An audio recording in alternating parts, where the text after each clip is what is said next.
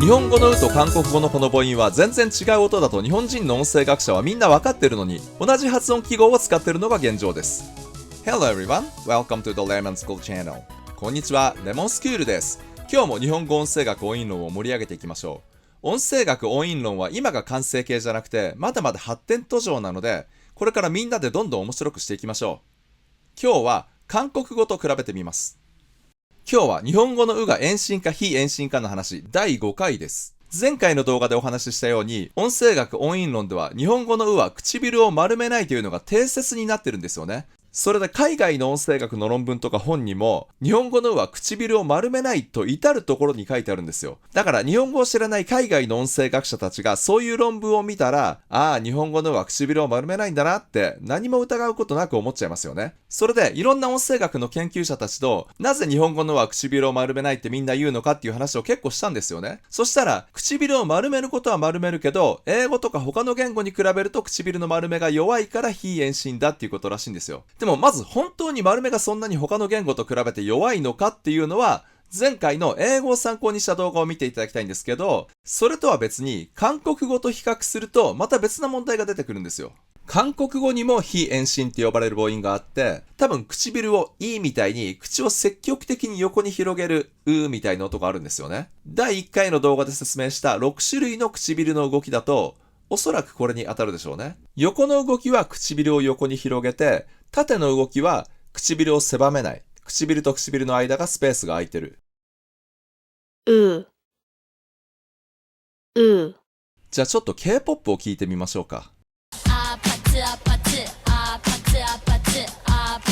このアパツーのツーみたいな音ですよね。この口の形は日本語のうには見えないですよね。で、韓国語のこの母音も非遠心と言われてて、日本語のうも非遠心って言われてるんですよ。同じ呼び方じゃないですか。でも音声学者たちの話を聞くと、この2つが違うっていうことは音声学者はみんな分かってるって言うんですよ。だから日本語の「う」は積極的に唇を横に開くと思ってる人はいないんじゃないかと思います。韓国語のこの音と同じだと思ってる人は多分日本人の中にはいないと思います。でも全く違う動作に対して同じ非遠心っていうラベルを貼っちゃうと、日本語を知らない人たちが論文を見た時に誤解してしまいますよね。さらに誤解を招くのが発音記号です。日本語の母音の発音記号では、うにはこの M を逆さにした記号を使うのが、日本語の論文にしても、海外の研究者向けに書かれた英語の論文にしても、海外の研究者たちが書いた論文にしても、日本語のうに関してはもう至るところでこの記号が使われてるんですよね。第3回の中国語の話をした時に引用した論文でもこの記号が使われてます。この発音記号は英語の教科書とか辞書には出てこない記号ですよね。だから馴染みがない方も多いと思いますけど、これはベロの位置が後ろで唇を丸めないという意味の記号です。発音記号に関しては、発音記号ってそもそも何っていう動画を作ったので、概要欄にリンクを貼ってあるので、よかったらそちらも見てください。発音記号を好きになってください。つまり日本語の「う」はこの M を逆にした記号、唇を丸めないという記号が至るところで使われてます。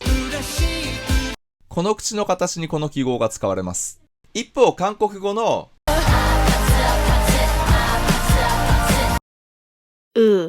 の母音もこういう風に同じ記号が使われています。このアーパツアパツ、最初はコードがないですけど、後半はコード進行がいいですよね。まあそれは置いといて、こういう風に日本語と韓国語で違う唇の形に同じ記号を使ってます。あと日本語でも韓国語でもこの記号を使うこともあります。これは唇を丸めないで、下の位置が前でも後ろでもなく真ん中辺っていう意味の記号です。それでさっきも言ったように、日本語の「う」と韓国語のこの非遠心の母音は違う音だと、日本語の音声学者はみんな知ってるけど、同じ記号を使ってるので、日本語を知らない海外の音声学者が論文とかでこの記号を見たら、同じような音だと思っちゃいますよね。実際に日本語を知らない海外の人がこの発音記号だけを見て、